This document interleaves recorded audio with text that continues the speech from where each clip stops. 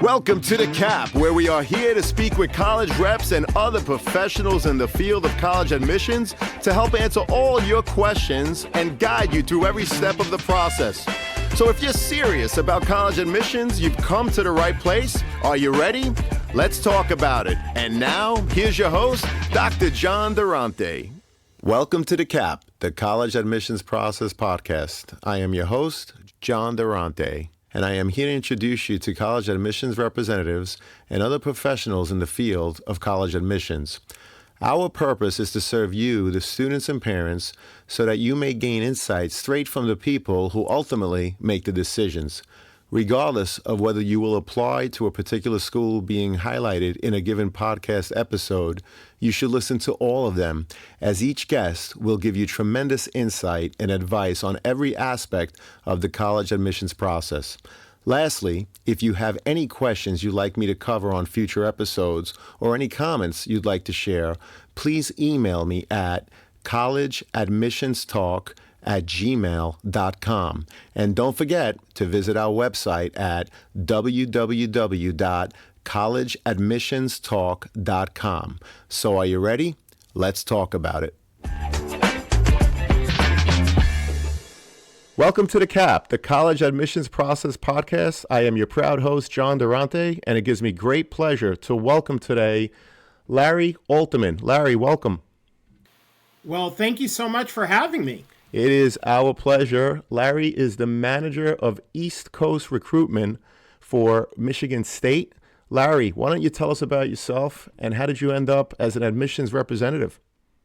Well, sure. Thanks for having me and thanks for asking.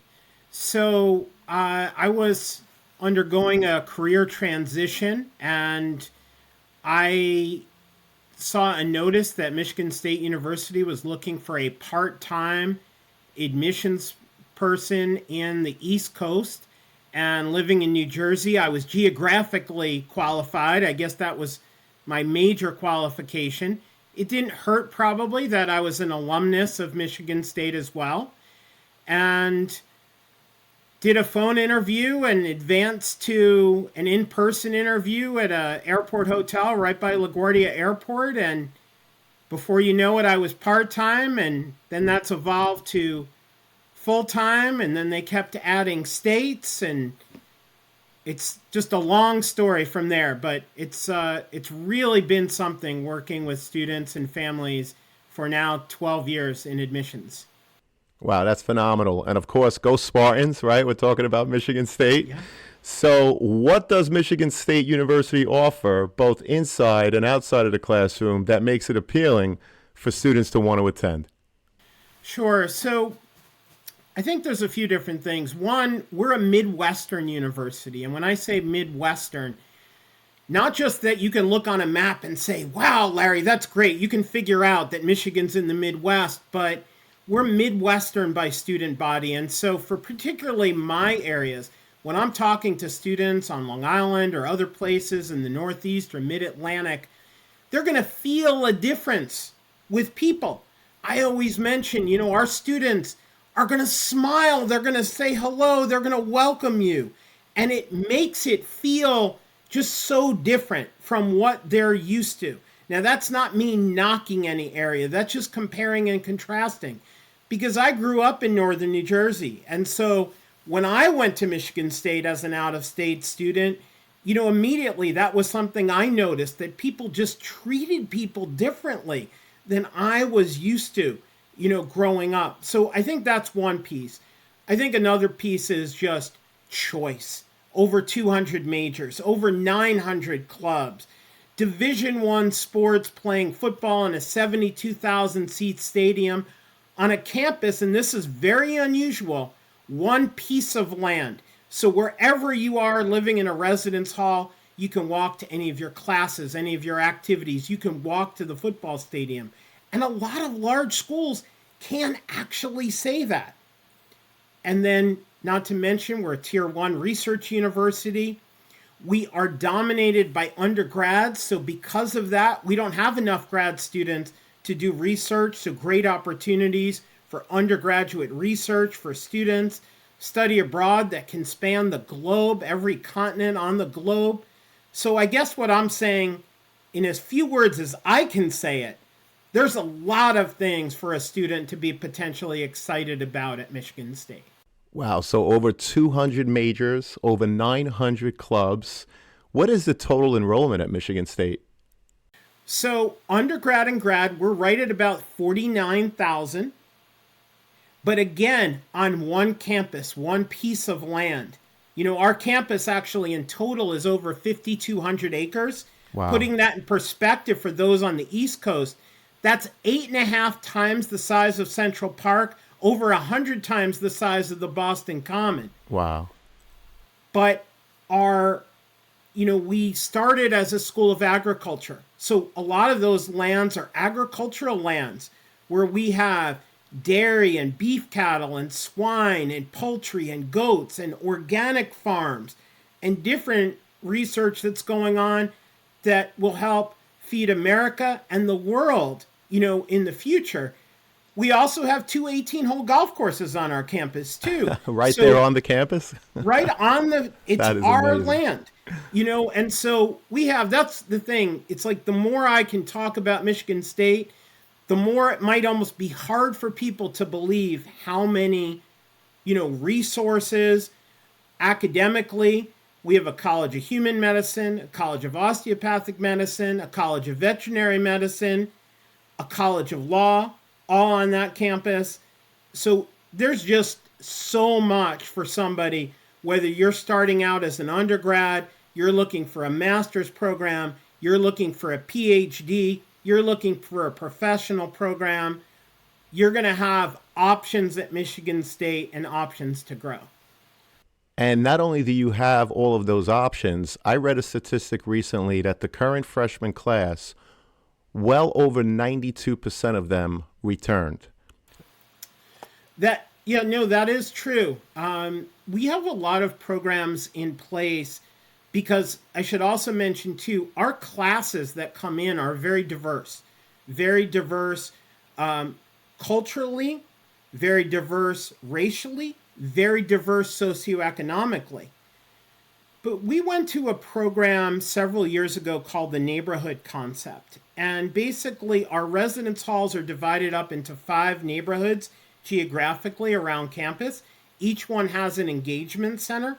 The engagement center provides support for students in the form of tutoring, in the form of academic advisors, in the form of healthcare that's provided actually at the engagement centers on a regular schedule. And these are some of our initiatives to try to close any opportunity gap that may exist. We believe any student we admit can be successful at Michigan State.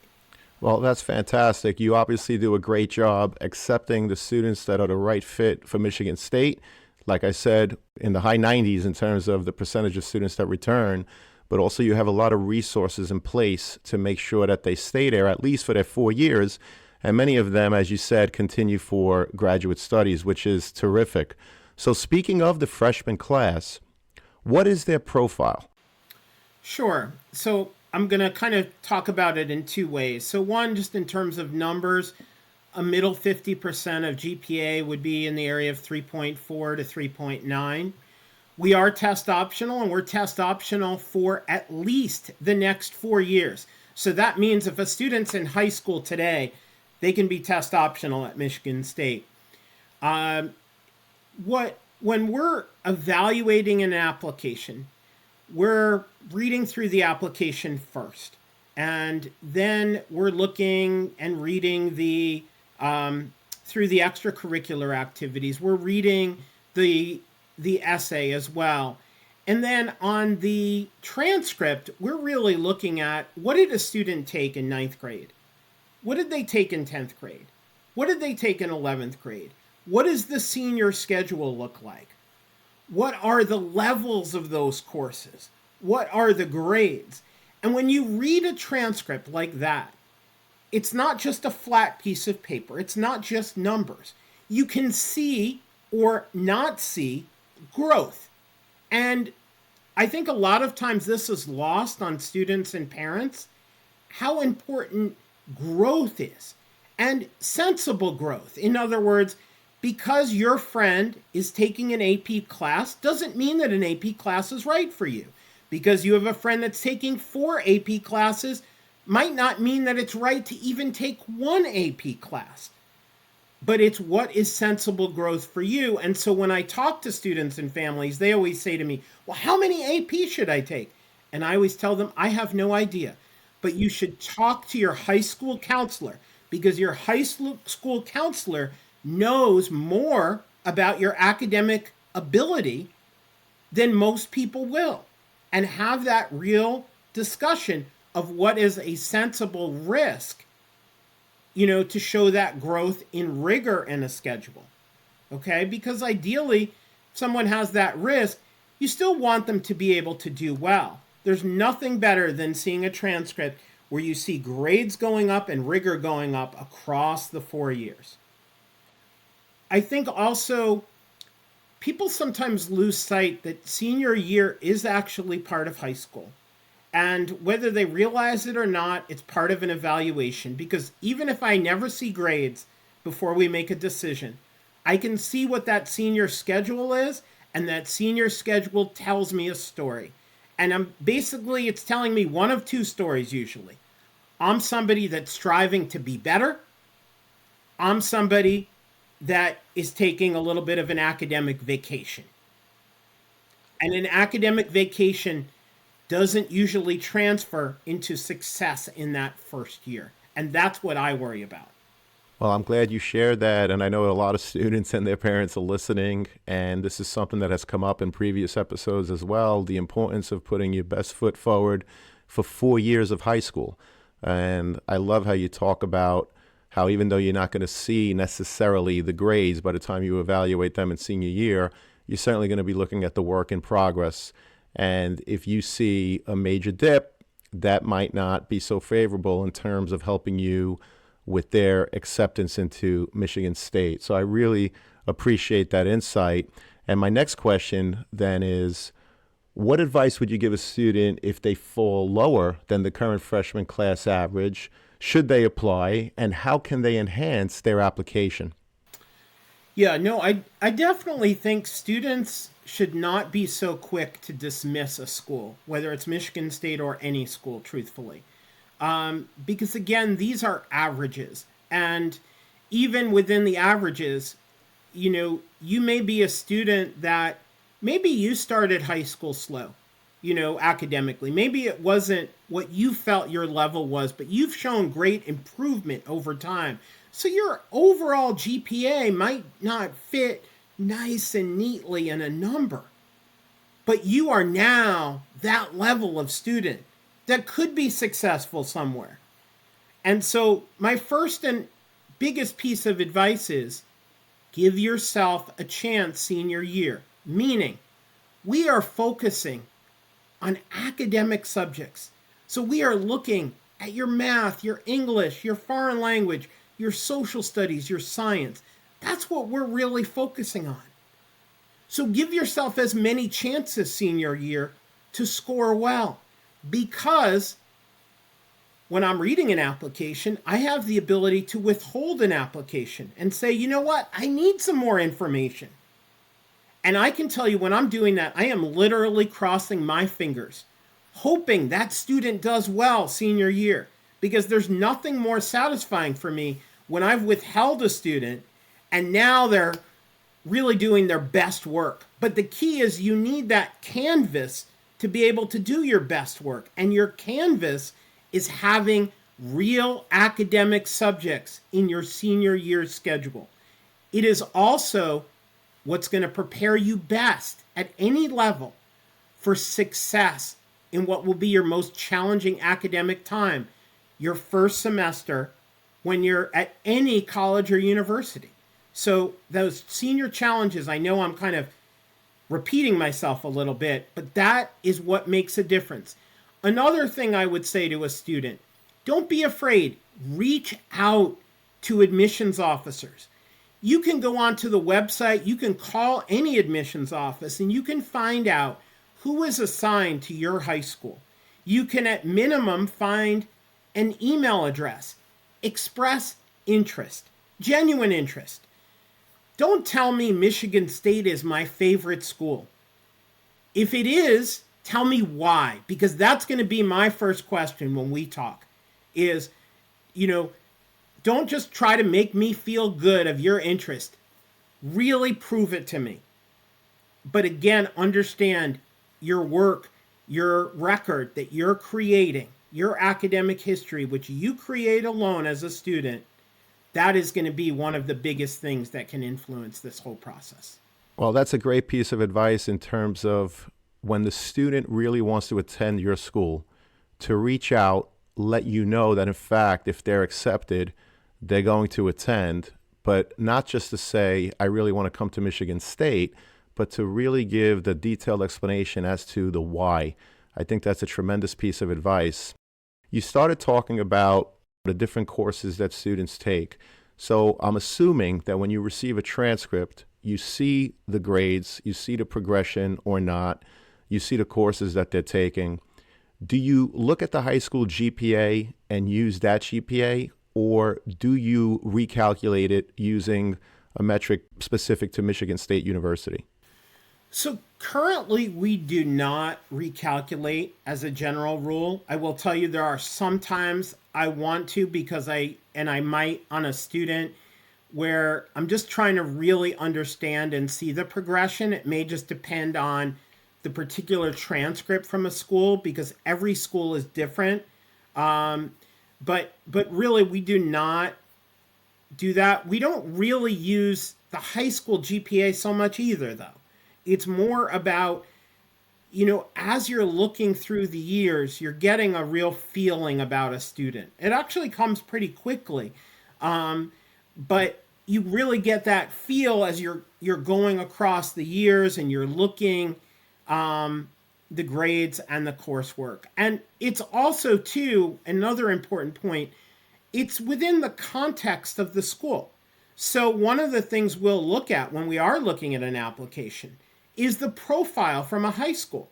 What is available for this student to take, okay, in that school? What are the levels of classes? How many of the different levels are really available? And if we're not sure, there's been times where I'll call a counselor and I'll say, well, is there a restriction of how many of a certain type of classes a student can take or what year they can start them? How does your process work? Because I can't possibly expect a student to take classes that are not offered at a given school. And, I visit some very strong high schools, which parents, I want you to take a deep breath before you hear this. You may not believe this, but I go to some schools where they don't weight GPA. I go to some schools that are excellent public high schools that have no AP classes. And that's my job to know that and be the expert on those high schools as I'm reading an application.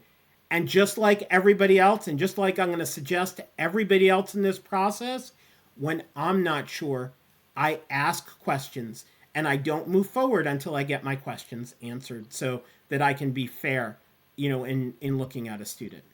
Well, that's great advice, certainly asking questions, and I hope people see how accessible you are to them by email, obviously by going to college fairs. So it is very important that people not be bashful and ask those questions. In terms of the application, again, do you recommend declaring a major or not?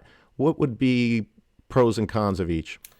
Yeah, so now I'm going to give a classic admissions answer. So I'll give an answer for Michigan State, and then I'm going to give an answer for overall because they're not actually really the same. So at Michigan State, we review for admission to the university, major doesn't impact it. So we're evaluating you for the university. We do have some programs which will evaluate you later in the process, but in terms of getting into the university, the major does not matter. Now, for the other 3,999 colleges and universities, it depends.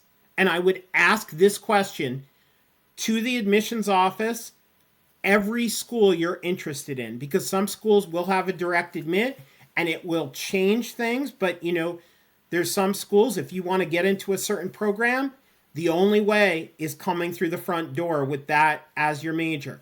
So it really depends. And this is where I think it's so important to ask questions. I appreciate that. Thank you so much, Larry. And as a follow-up, what about applying early decision? If a student applies early decision, is there a better chance they will be admitted? What advice would you give a student considering applying ED, which of course is binding? Sure. So first of all, I'll just say that Michigan State University does not have early decision. What I would say is this. Early decision,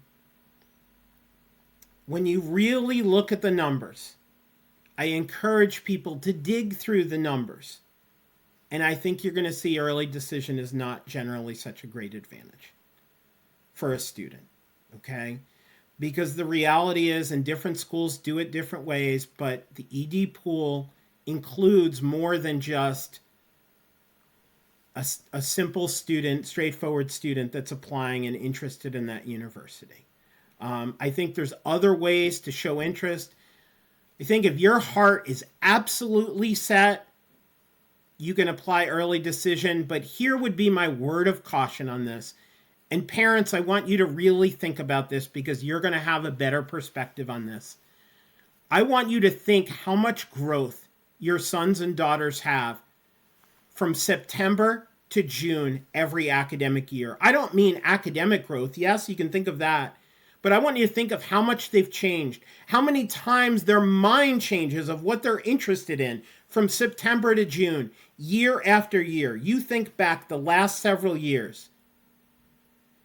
And that would be my number one argument against early decision, because it locks a student in, it stops the clock on this evaluation process that is, to me, the magic of this process of discovery for a student of themselves and what's out there and what they care about.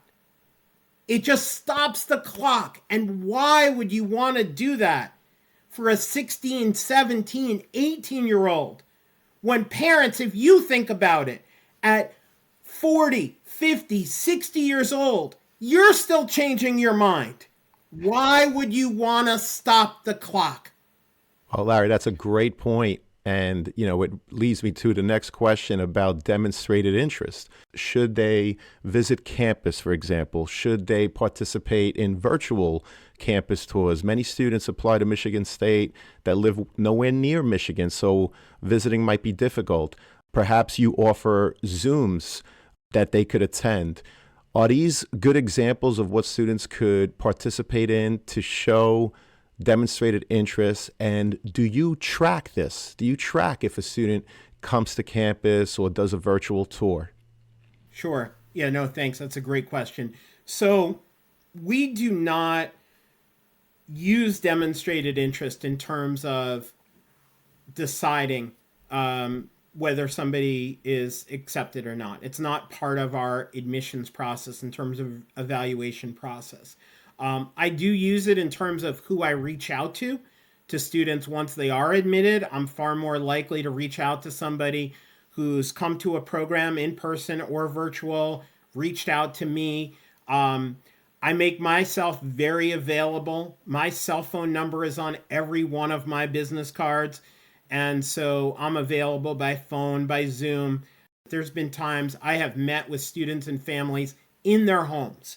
And so this is all part of what's available. But I think the key to a student is any school that you're applying to should ideally, because now it's different than just evaluating schools, but once you've applied to schools, this should be a school you're really seriously thinking, hey, I might go to.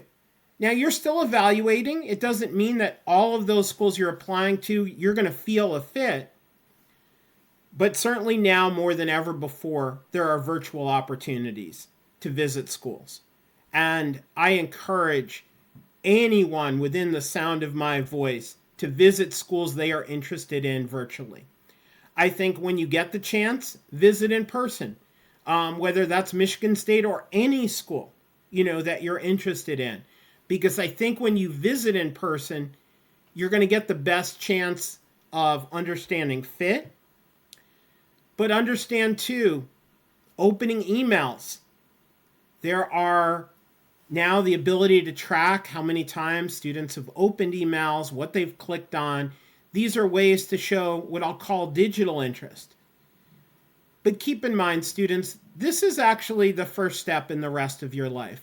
And so I just encourage you, the schools you apply to, really try to get to know them. And so if that's virtual, if that's in person, if that's by email, if that's by Zoom, take advantage of what you can take advantage of. Everyone can't visit. Don't feel bad about that. Just to make the most of what you can do. I think that's great advice because throughout the process, you're evaluating students to see if they're a fit, in this case for Michigan State. But it's excellent advice to students and their parents. They need to do the same. They need to take advantage of Zooms, virtual tours, and in fact, if they could tour the campus in person so that they could determine whether they're a fit for that school, but also if the school is a fit for them. Great advice, Larry. Thank you so much. You said earlier, a lot of times what you do is you'll reach out to a student, I'm assuming by phone, to determine how interested they really are. Could you give us examples of how those conversations go, but also maybe give us some insight into what not to do if a college admissions rep reaches out to you? Sure. So probably one of my favorite not to do is a student will tell me, sometimes in a phone call, sometimes in an email, oh, you're in my top 5 favorite schools. And, it's not, we know that students are applying to many schools, considering many schools, but it's not really, if we're your number one, that's fine to give a ranking. If we're not your number one, and whether it's Michigan State or any other school, I would just say that you're seriously interested. That would be one just like little piece of advice. And I reach out to students, via email, but also via phone. And really very much, first off, usually I'll be following up if they visited campus, asking them how their visit was. If they were in a virtual event, I'll ask them if it was helpful, if they have any further questions.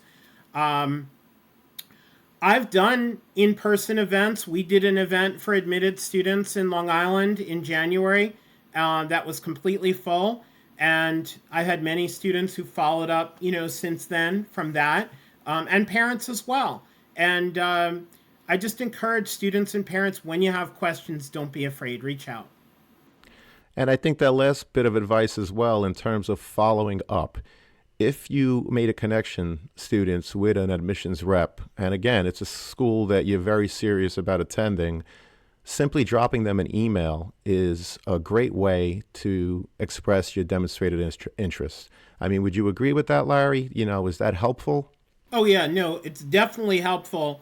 And the reality is, students, while many of you, a lot of your communication is on Instagram and Snapchat and Facebook and text message, the reality is this is good practice for the rest of your life, because I know, for example, when students come on our campus, potentially even their first fall, they get to start meeting corporations and different companies that will hire students for internships, and being able to follow up, and understanding how to do it and being diligent about it is honestly one of the things that starts separating students in that process. And that's why, I talk about the rest of your life, because the reality is this transition is a big deal.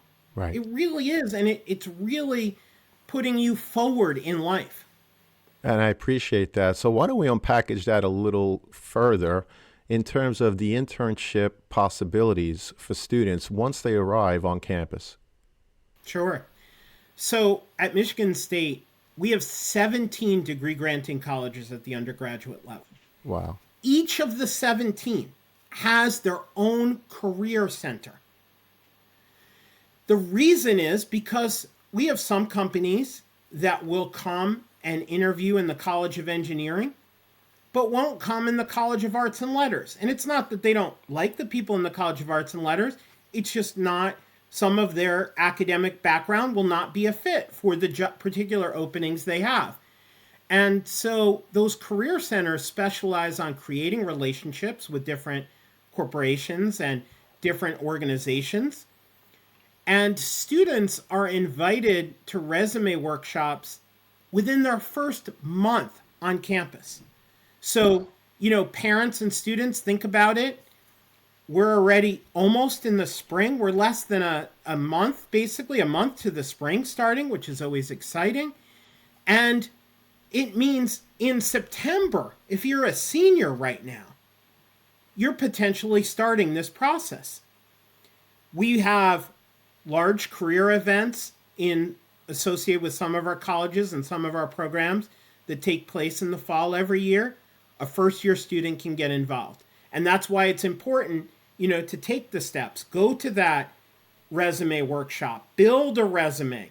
You're going to keep adding to it, actually, for the rest of your life. But get something started that looks professional now. And then you start to go to some of these events, and then hopefully you have some conversations, you grab some business cards. As we mentioned, you start an email correspondence. And there are times where we have some of the same people coming back in the spring. And now you've started a relationship, and then they're coming back the next fall. But I've had students who have had significant internships after their first year. The key is to be proactive. And I'm going to say that's going to be the case anywhere you go to school. Being proactive at the next level is very important to future success. I think that's great advice, being proactive throughout the college admissions process, but also once you're on campus, so that you could really immerse yourself in everything that the school has to offer, whether it be Michigan State or whatever college or university you choose for yourself. So thank you for that insight, Larry. Really appreciate it. What are some examples of college essays that really stuck with you? Maybe give an example of one where you read it and said, I really want to meet this kid. Yeah, so what I would say is not so much a specific topic, but more the best essays that I read every year are the ones where the student clearly chose a topic they are passionate about, that they really care about. Those are always the best. To clear up a misconception, by the way, you kicking the winning soccer goal is not always going to make it a great essay. It might be you went to kick it and you slipped in the mud and you didn't kick it. So it's not always you as a hero. It's not always a happy story. Sometimes it's a sad story. I'll say honestly, sometimes it's a tragic story. But it's what's important to you. And that comes across to the reader. So I would ask you, students, if you remember maybe only a few things from what I said, write about what you're passionate about. I'm not looking to read a certain story. I'm looking at how well written it is. Is it grammatically correct? And then does it grab me? And usually it grabs me when a student's writing about something they really care about. Great advice again, Larry. Thank you so much. In terms of the teacher letters of recommendation, what are you looking for to help get a better picture of the candidate? And again, are there any examples that you could share? Sure. So I've actually done some in-house, in high schools, work with teachers and appeared at different teacher-only development on this. So I do want to speak to you, teachers, and to students, too, on this. So students, one part of it is pick a teacher early on, give them plenty of advance notice, and pick one where you feel you were really involved in class. Teachers, what we really want to see from a teacher letter of recommendation is, how was the student in your classroom? How'd they treat you? How'd they treat other students? How were they in terms of prepared and bringing academic energy into the classroom, into your class? And, I've had teachers say to me, well, Larry, we were virtual. Fine. But you were still exposed to that student, over 100 times. How did they participate? And that's what we want to hear about. So not so much that that they play baseball or they were the lead in a play, unless you're an advisor to that activity. If you're an advisor to that activity, that's fair game. But if not, tell us about how they were in your little ecosystem of a classroom. It does not matter what the class was. It really, truly doesn't. But how were they as a member of that classroom? That can be so valuable for us. That's great insight. And I know that a lot of teachers are also listening to this. And, and we love our teachers and our guidance counselors. So I just want to give them a quick shout out and thank them for all the amazing work that they do. Larry, could you talk about a student or students aspiring to play sports in college? What does the college admissions process look like for them? And what advice would you give students and parents related to athletics and recruitment? Sure. I actually just recently learned more about this, and I did a presentation on the NCAA, so I'm Great. a little more current than maybe if you had asked me a few months ago on this. Great. Perfect timing. Yeah. So the first thing I would say is you want to start early. And students, what you need to do is you need to register with the NCAA. You can go onto the NCAA site. This is particularly if you're looking for Division I and Division II. Okay, so you want to start early. You really want to start this process around ninth grade. And what I would recommend, most high schools have a counselor who specializes specifically in sports. And I would get to know that counselor. They may have events. Go to those events. Learn the ins and outs. But I can also tell you, if you just do a Google search for NCAA and academics, you're going to find a lot of this information very quickly. One of the things you will find is there are certain approved courses for your high school. So whether that's Syosset High School or any high school around the United States, there are certain approved courses by the NCAA. And on the NCAA site, you can put in, there's a certain code for each high school around the country. And you can find out the current list of approved courses. Keep in mind, there's a certain number you have to take.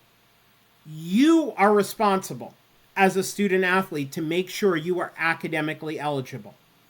Also, there is a sliding scale combination of test scores and grades that you have to be over.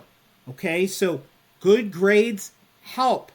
The better the grades, in some sports, the better the recruitment, because all coaches now are graded on academics as well at the collegiate level. So if they know you're a strong student, you know what? That'll break ties against somebody else with similar athletic ability. Okay, so don't lose sight, of that. It's a process, but I encourage you, do Google searches for NCAA academic eligibility. You will make sure you're going directly, not third-party sites, NCAA sites, and you will easily be able to find this information. But I also encourage you, reach out to the counselor who handles this in your particular high school, and then you can get that information. Yeah, that's great advice. The NCAA obviously offers a lot of resources on their website, and I appreciate you saying to go directly to them and be careful with third-party sites. And of course, go to your guidance counselors, students. They are a wealth of knowledge and information. And of course, they're always willing to help and share with you and your families. So thank you for that, Larry. What about students that have an IEP in high school? What does Michigan State University offer them so that not only are they accepted, but that they're successful in their years at Michigan State? Sure. So, in terms of being accepted, we're looking at all students the same way. We're trying to make an evaluation, and we're, in admissions, we're predicting the future. We're predicting somebody's academic future based on the variety of evidence we have in front of us. When a student is accepted, we have the Resource Center for Persons with Disability, the RCPD, and any student who's been accepted, they have an opportunity to present documentation of what their current situation is, what their specific situation is. The Resource Center for Persons with Disability, the RCPD, will evaluate that, and they will come up with a list of accommodations that a student might have and might be reasonable. In addition, we do have different seminars and different programs where students can learn things like note-taking and study skills and preparation and time management. So we do have definitely some support because, again, if we've accepted a student, we want them to be successful. So we do definitely have support, and I encourage any student and parent, if you do have a 504 plan of some type, don't be afraid. And once you're admitted somewhere, start investigating those programs. But you can even start that, honestly, that really should start even before you're applying, and get some sense of what that support is and if that's going to be within your comfort level. So again, more of, research, because that's what this whole process is. It's research. Students, if no one's told you, this is maybe one of the most important research projects you'll ever do. That's great advice again, Larry. Thank you so much. Lastly, what are the 3 top pieces of advice or recommendations you would give to students and their parents getting ready to apply to college? Sure. So, students, I think, and if I give more than 3 pieces, is that okay? Absolutely, Okay. Larry. So Whatever I'm going to you like. actually start with parents on this, because parents, I have a great place for you to live in this process. The financial piece. So my suggestion for parents is simple.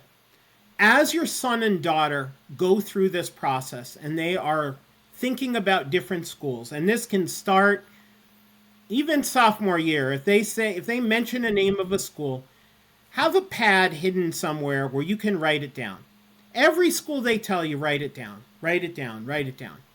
And then junior year, write it down.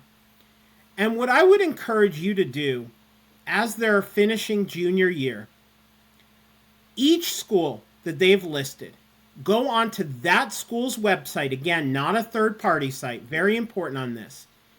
Go to each school's net price calculator and run through the net price calculator, and then write down next to each school about what it says the cost should be.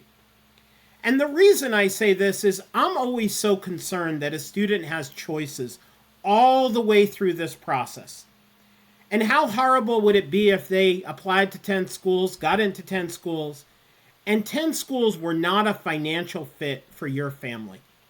And so this is the way you can be a little bit out in front of this, because maybe there's a point where that list needs to be modified a little bit to include a few more schools to make sure it's a financially balanced list. So parents, that would be my big suggestion for you. After that, you're in support mode. You're going to be a driver. You're going to be someone that helps make airline reservations. You're going to have a chance to spend time with your son and daughter like you might not be able to for multiple years after. So I would say enjoy the journey also to parents. To students, I think you need to ask yourself some questions. What are you looking for in a college environment? Now, college environment, that's a kind of broad term, and it's meant to be broad. What kind of academic program or programs? Think not one, think multiple, because 50% of students change their major at least once. So you want to have some choice. What kind of weather do you want? What kind of size of school? What sort of activities? What sort of campus feel? What do you want the town to be like? how close or far do you want it to be from home? Do you want it to be somewhere where mom and dad can get in the car and drive 2 hours and show up and say, surprise, we're here? Or do you want it to be somewhere with a little more of a buffer zone, So think about all of those different factors, but make yourself a list of what's important. This will help you to form questions to ask anytime you're talking to a college or university, anytime you're viewing even a virtual program. You will be starting to take mental notes in your mind, and then I would encourage you to make written notes somewhere, type them out somewhere on each school, and see how close are they getting to what you decided you want your environment to be. Now, here's the catch. That can change, and I guarantee it will change over time. Because even sometimes people say to me, well, Larry, Michigan State's a big school. Well, I'll be the first to tell you, every large school is not the same. Even within our university, we have a lot of different environments, and sometimes students are in very small environments they can't believe they can be in a campus of 49,000 students. So investigate over time. Initially, keep more doors open, and then gradually push them almost closed, but don't close them completely.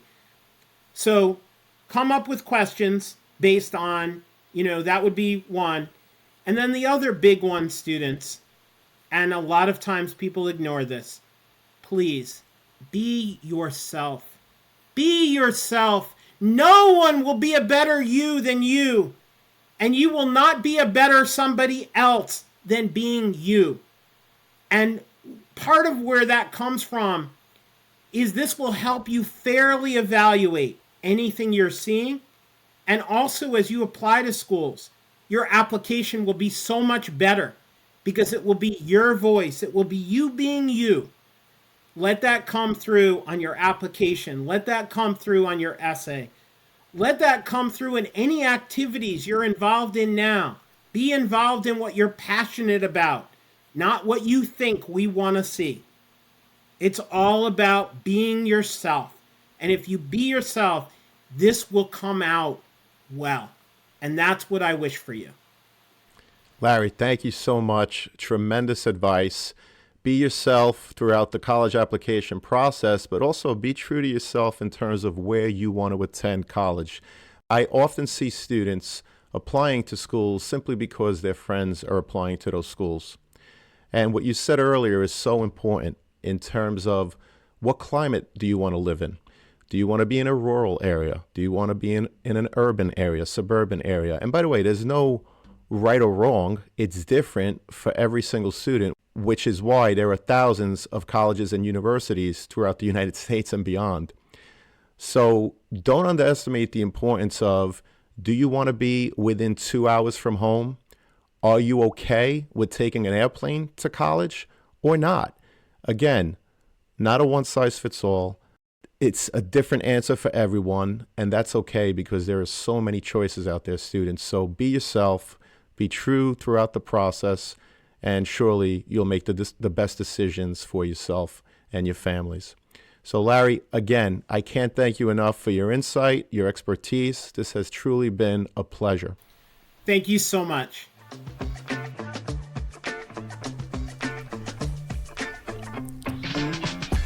Thank you for joining us on this episode of The CAP, the College Admissions Process Podcast. We hope you enjoyed the show. If you did, please don't forget to tell a friend and follow us on Facebook, Instagram, Twitter, and wherever you listen to your podcasts. I am your host, John Durante, and I look forward to seeing you on the next episode of The CAP.